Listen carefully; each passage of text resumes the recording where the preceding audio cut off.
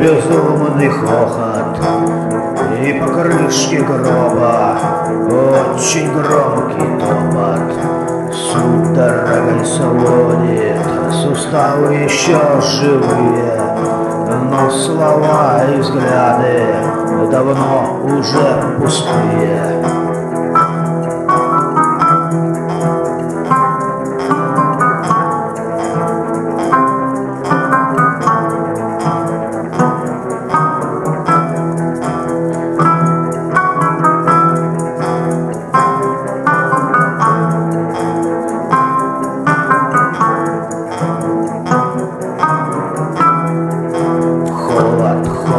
Холод, бесконечный голод, тихий голос рассудка в дальней комнате стонет, и к пустым размышлениям нет больше повода.